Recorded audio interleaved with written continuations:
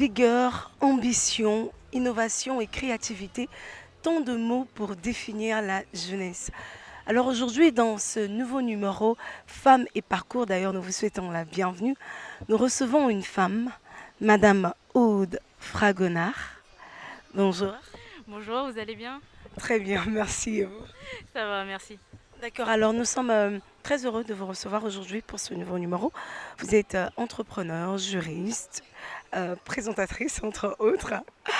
Alors, vous avez eu un long parcours, vous avez fait des études. Justement, on va parler d'un aspect de, vos parcours, de votre parcours qui nous intéresse aujourd'hui. Vous avez, pendant 9 mois, entre 2017 et 2018, effectué une mission de service civique, oui, au sein de la préfecture de l'Aube, en France. Et cette mission vous a permis de développer votre projet, votre entreprise. D'abord, vous allez nous parler de cette mission. En quoi consistait réellement la mission? Déjà, la mission, c'était quelque chose d'assez complexe. C'est-à-dire que quand on est bénévole, on est censé travailler dans plusieurs services à la fois. C'est-à-dire que là-bas, j'avais, dans un premier temps, on charge le service au niveau de l'accueil.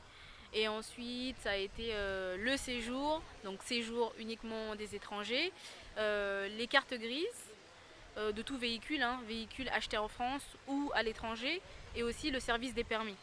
Donc j'ai commencé à l'accueil, sachant que l'accueil n'est pas un accueil comme un autre. Donc on faisait par exemple, on s'occupait de tout ce qui était documents pour enfants par exemple mineurs. Donc renouvellement de carte de résident pour enfants mineurs, comme remise de carte grise. Et ensuite il y avait les différents services où c'était un peu plus approfondi, où c'était plus de paperasse, si on peut dire ça comme ça. Voilà. Alors, votre projet, votre entreprise que vous voulez développer, c'est dans l'accompagnement administratif. C'est ça. Alors, comment est-ce que le service que vous avez eu à accomplir a développé, vous a aidé en fait à arriver jusque-là, à avoir des idées sur votre propre entreprise? Je veux dire que c'est le contact avec les personnes que j'avais en face de moi qui étaient dans le besoin. Et c'est vrai que quand ils seront dans une administration, les personnes qui travaillent au niveau de l'administration n'ont pas forcément le temps de s'occuper entièrement de la personne qu'on a en face. C'est-à-dire que moi, l'administré, il vient en face de moi, j'ai 10-15 personnes qui attendent derrière, je vais me dire, bon, en 2 minutes, son cas, il est réglé. Donc je vais essayer de raccourcir pour pas que la personne reste à mon bureau 20-30 minutes. Parce que sinon, après, on ne prend pas la pause, on ne s'en sort pas. Donc j'ai eu plusieurs fois des personnes qui venaient vers moi pour des raisons même qui n'avaient rien à voir avec la raison principale, hein. C'est-à-dire qu'une personne me dit bon madame, j'ai besoin d'un formulaire pour ma carte grise parce que j'ai acheté une voiture. Bref, j'ai des documents à donner à l'acheteur et j'aimerais le déclarer. Mais à côté de ça, la personne a d'autres documents. Par contre, j'ai un petit souci. J'ai une demande d'allocation à faire dans telle administration, mais je ne comprends pas tel document à joindre dans le dossier. Ou est-ce que vous pouvez m'aider quand même à remplir le formulaire? Ce qui n'est pas forcément notre rôle. Donc moi, je suis quelqu'un d'assez sociable. Donc j'aidais des gens, mais mon travail n'avait rien à voir avec ça. Donc je me suis rendu compte que dans la vie, on va dire dans la vie globale, les personnes avaient déjà besoin d'être assistées pour plusieurs raisons. Soit parce que ça peut être au niveau de l'âge, ça peut être des personnes âgées qui n'ont pas forcément les enfants à côté, les petits-enfants à côté pour les aider, ou des personnes handicapées, des personnes qui ont un handicap particulier, qui font que c'est pas évident, ou encore des personnes tout simplement qui travaillent et qui n'ont pas le temps parce que s'ils se rendent dans telle ou telle administration, ils perdent en temps et en heures et ils perdent également de l'argent. Donc je me suis dit pourquoi pas créer une structure qui serait là pour accompagner la personne qui est dans le besoin, qui ferait tout à sa place, ou qui l'accompagnerait ou qui le guiderait pour que la personne gagne du temps aussi et voilà, que ce soit plus rapide. Et pour de besoins de précision, parce il y a des gens qui nous suivent et doivent comprendre, votre entreprise, est-ce que vous êtes déjà basé ici ou c'est à l'étranger encore en France? Pour l'instant, mon siège principal, il est en France, donc plus précisément à Troyes, donc à 1h30 de Paris environ. Et l'idéal pour moi, c'est de revenir bien sûr dans mon pays d'origine qui est Brazzaville et de m'installer petit à petit. Donc sur du long terme, ça va être le Congo, donc Brazzaville, Pointe-Noire. Et sur du long terme, ça va être d'autres pays d'Afrique. L'idéal, ce serait que ce soit dans toute l'Afrique. petit à petit. Comme on dit, l'oiseau fait son nid, donc voilà. Mais de l'adapter en fonction de chaque pays parce que le contexte économique et politique, même le contexte social est différent. Donc il faut s'adapter en fonction de chaque pays parce que par exemple là-bas, voilà, économiquement parlant, c'est un peu plus développé, c'est un peu plus moderne et je pense que c'est un plus aussi d'avoir une expérience là-bas et de le ramener ici pour voilà, en tirer des bénéfices. Alors, lorsqu'on vous regarde, on voit que vous êtes jeune et vous lancez dans votre propre entreprise. Est-ce qu'il n'y a pas quand même eu des questions à ce sujet-là? Parce que vous dites que vous avez commencé en septembre 2018, c'est ça?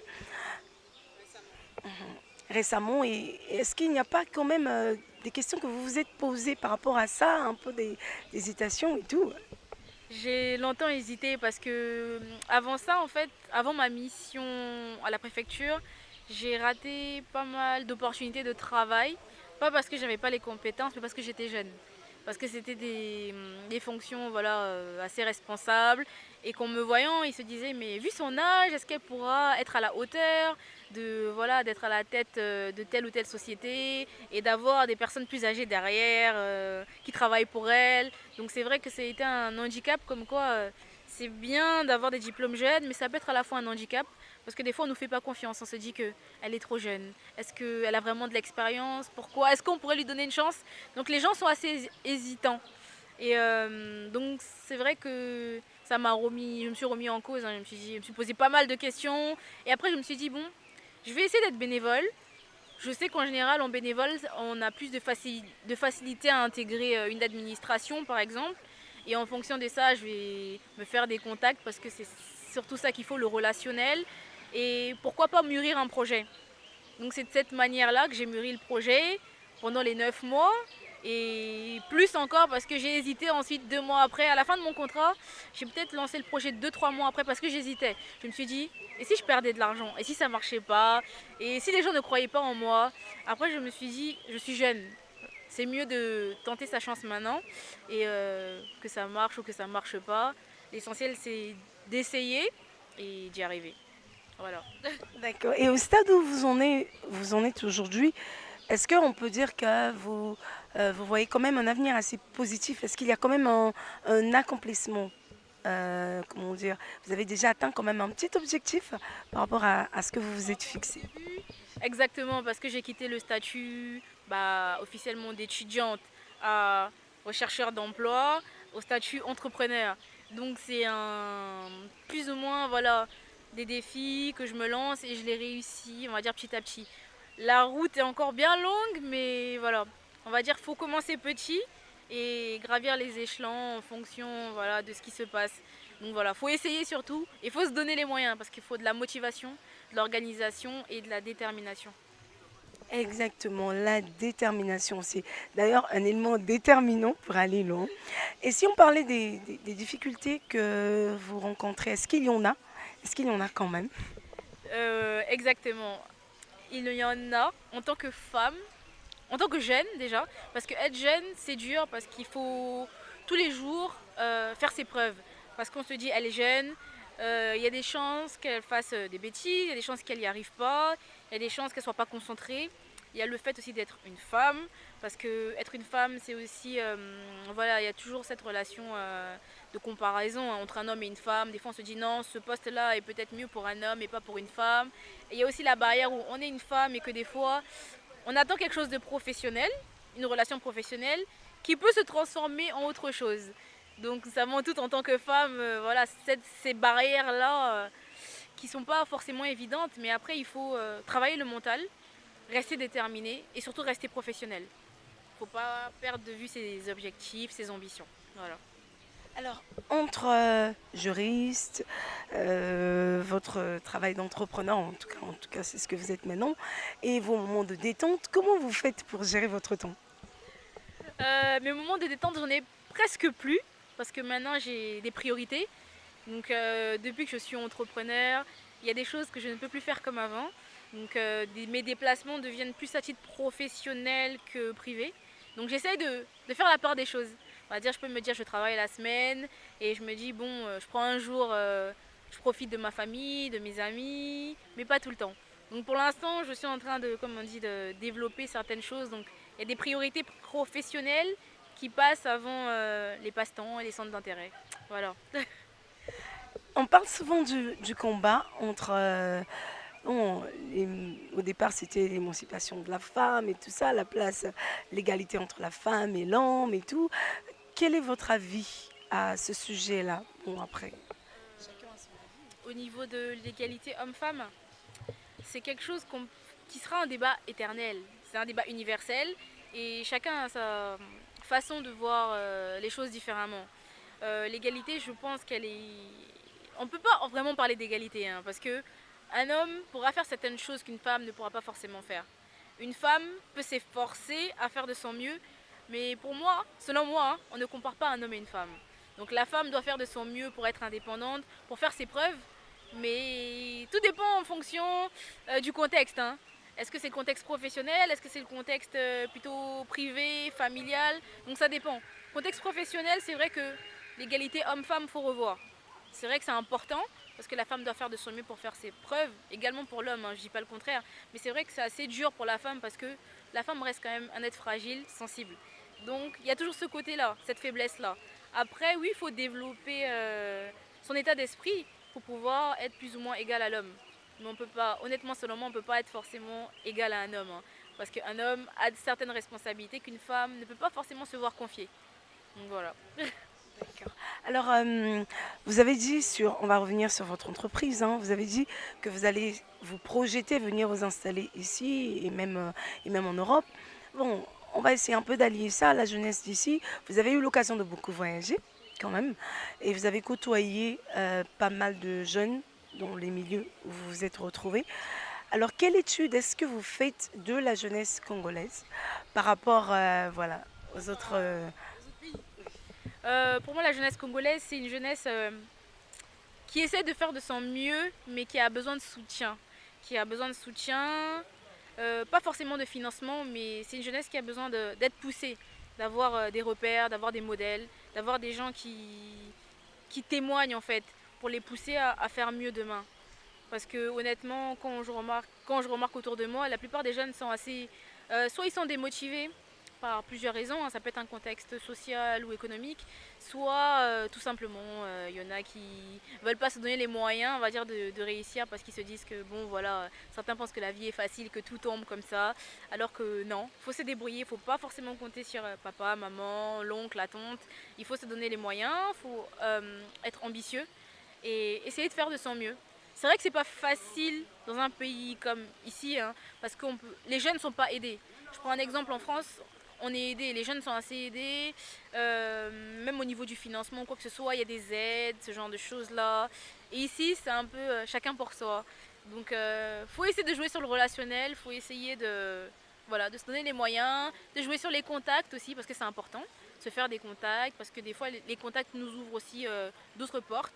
Mais surtout, l'ambition, il faut qu'elle soit là. Il faut qu'il y ait l'ambition et la volonté, tout simplement. Voilà.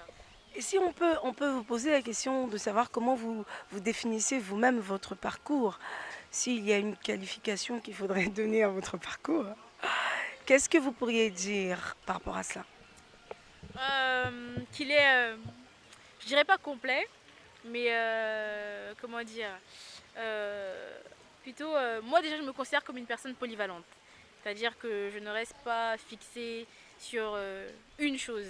C'est-à-dire que quand je peux faire quelque chose, je le fais. Si je ne peux pas le faire, je me donne les moyens pour réussir.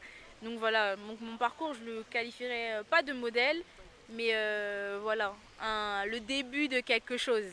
Voilà, c'est plutôt ça, parce que je ne peux pas dire que j'ai un parcours parfait, parce qu'il n'y a rien de parfait.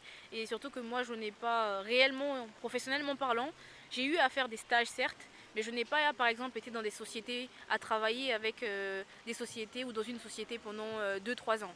J'ai eu à faire plusieurs stages, j'ai eu à découvrir moi-même par mes expériences en voyageant, en discutant avec des personnes, par des contacts, par des gens autour de moi qui étaient déjà professionnels, qui me donnaient des conseils. Donc voilà, donc je m'intéressais, j'étais curieuse. Et voilà, le fait que voilà, au niveau, par exemple, de mon parcours scolaire, pour moi qui est déjà moyennement bien, voilà, ça m'a aidé aussi à réfléchir, à travailler, mais aussi l'ambition. Donc je disais que mon parcours, c'est le début de quelque chose. Voilà, on commence forcément quelque part. Il y a un début à tout, donc voilà, le début de quelque chose. Bon, de positif, mais voilà, le début de quelque chose. Je dirais pas un parcours parfait ou excellent, mais voilà, je fais part de mon témoignage. C'est le plus important. Si ça peut inspirer d'autres, tant mieux. Voilà. D'ailleurs, on voit bien hein, que vous l'avez évoqué tout à l'heure, vous avez quand même fait beaucoup de stages, vous avez été dans l'immobilier, dans le tourisme, dans l'hôtellerie, dans un cabinet. Oui. Est-ce que ce n'est pas, ça peut pas quand même empêcher une personne, par exemple, de finir par se définir, vouloir réellement ce qu'on veut faire, parce que après, hein, on touche ici, on touche là et on touche par là. Est-ce que ça ne va pas quelque part être un handicap pour, pour se définir un jour et se fixer dans un, dans un projet bien défini? Je parlerai pas de handicap, parce que se diversifier, toucher un peu à tout, pour moi c'est un atout.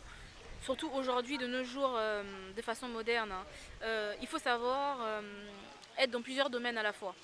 C'est-à-dire que, admettons, une secrétaire aujourd'hui se voit confier un travail, demain on lui donne autre chose qui n'a rien à voir avec ce qu'elle fait. Il faut qu'elle arrive à être capable de le faire pour relever les défis. Parce que la vie, c'est des défis, c'est des challenges. On a comment dire, ouais, des challenges à surmonter tout au long de notre vie. Donc faut pas être fixé que sur une chose. Faut pas se dire que moi j'ai appris le cinéma, ou moi je suis dans le cinéma, ou moi je suis acteur, je reste que là. Ou moi je suis mannequin, c'est que mannequin et rien d'autre. Non, non, non, il faut se dire que faut avoir plusieurs casquettes, hein. La femme, c'est ça. La femme, elle peut être entrepreneur, elle peut être mère de famille, elle peut être femme au foyer en même temps, elle peut être en même temps cuisinière, tout ce qu'elle veut. Voilà, c'est ça. Il faut avoir plusieurs casquettes. Pour moi, une femme, c'est ça, c'est la polyvalence. Pour faire ses preuves, pour essayer d'être égale à l'homme, il faut être polyvalente. D'ailleurs, on voit, vous êtes un exemple de la polyvalence. Et on découvrira peut-être bientôt hein, votre casquette de présentatrice. Exactement, c'est vrai que ça a commencé récemment sur un coup de tête parce que c'était pas prévu. Je suis arrivée par rapport à ma société et voilà, je suis tombée sur quelqu'un avec qui je travaillais qui m'a dit et oui, si on mettait en place telle ou telle émission et toi tu serais la présentatrice, est-ce que tu es capable? Je me suis dit, laisse-moi réfléchir. Je réfléchis 2-3 jours, je me suis dit, je peux le faire. Toujours avec le sourire, mais je peux le faire. Si quelqu'un est là pour me guider quand il y a des faux pas, honnêtement, oui, je peux le faire. Donc, chose faite, on a commencé à travailler et finalement, je me sens bien, je me sens à l'aise devant les caméras. Donc voilà. C'est dur, mais il faut travailler dessus. Voilà. Alors justement sur le caractère un peu difficile des choix qu'on peut faire, en tant que, bon, je vais prendre le volet femme, hein, en tant que femme, il y a parfois des choses assez difficiles qu'on peut surmonter. En même temps, on veut se forger une carrière et on rencontre de véritables difficultés.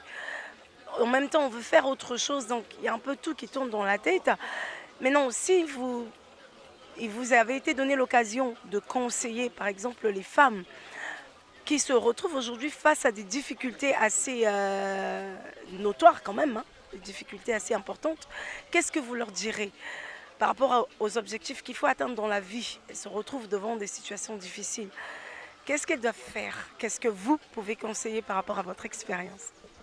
Tout dépend de la difficulté qu'on a en face de soi. Après, je pense que les difficultés, il y en a toujours. Même si on n'est pas entrepreneur aujourd'hui, en tant que femme, en tant qu'être humain, des difficultés, il y en a toujours. Parce que dans la vie elle est faite de surprises, hein. Aujourd'hui, on peut perdre un parent, on peut perdre quelqu'un de proche, et mentalement, on est perdu. C'est une difficulté, hein. C'est quelque chose à surmonter. Donc moi, je dis que c'est déjà, un, le mental. Deux, tout dépend de la situation qu'on a en face de soi. On peut avoir une barrière, mais il faut savoir comment la contourner de manière intelligente et professionnelle surtout. Il faut se dire que déjà, il faut rester professionnel parce que la personne qu'on a en face de soi peut peut-être mal se comporter, mais il faut savoir comment recadrer cette personne-là parce que demain, on peut avoir besoin de cette même personne. Donc voilà, c'est surtout ça. Recadrer la personne s'il le faut, si c'est nécessaire, hein, de manière professionnelle et à sa façon. Donc voilà, surtout rester professionnel et le respect, parce que c'est super important. Aujourd'hui, on peut gâcher nos relations professionnelles parce qu'on a cru mal comprendre, parce qu'on a mal interprété une attitude, alors que c'était pas forcément ça.